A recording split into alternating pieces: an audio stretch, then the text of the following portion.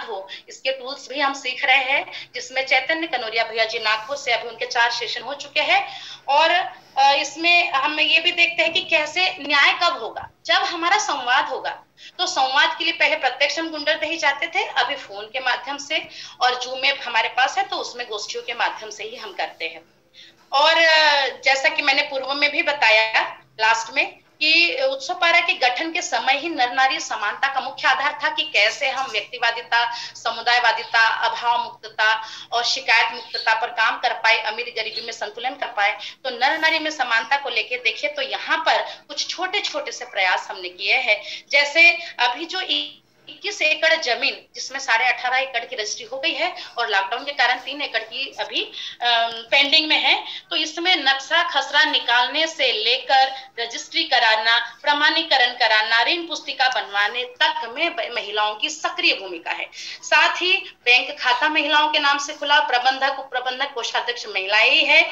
और सारा वित्तीय लेखा जोखा रखना, ऑडिट कराना भी भाइयों के सहयोग से हमारी बहनें कर रही है बखूबी। अभी जो हमारा एक छोटा सा प्रयास अभिभावक विद्यालय जो वहां बनेगा, 6000 वर्ग फुट में निर्माण कार्य चल रहा है,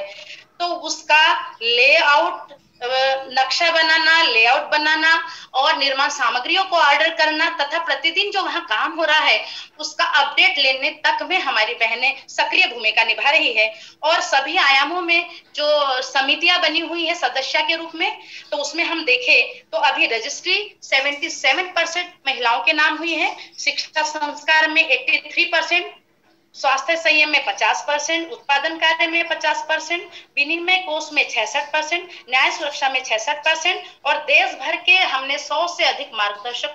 बंधु भगिनियों से, जो हमारे जस्ट बंधु भगिनी हैं, उनसे हमने फोन करके उनका मार्गदर्शन लेना, उनकी अनुमति लेना, उनका आशीर्वाद लेने के लिए जो हम फोन किए, उसमें भी 70% महिलाओं की भूमिका रही।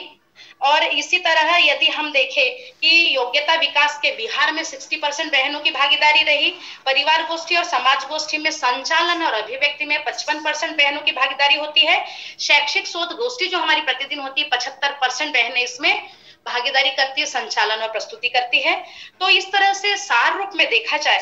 तो यदि नर नारी में योग्यता विकसन के लिए दोनों को समान अवसर मिलेंगे, और ये तभी होगा जबकि झाड़ू पोछे से लेके बर्तन कपड़े धोने तक में हम जेंडर बाधा को हटाकर यदि कर पाते हैं स्वीकृति के साथ, तो जब हम साथ साथ काम कर पाएंगे, जब हमारी योग्यता विकसित होगी और जब हम साथ साथ भाइयों के साथ काम कर पाएंगे, तब हम भाइयों से द्वेष नहीं करेंगे बल्कि पूरक हो पाएंगे। और इससे मैंने एक चीज देखा कि जब साथ साथ काम करते हैं तो हमारी चित्त शुद्धि होती है, और चित्त शुद्धि होने से मानवीयता पूर्ण आचरण में पूर्णता आएगी, और मानवीयतापूर्ण आचरण में पूर्णता आने से ही सामाजिक संतुलन प्रमाणित होगा।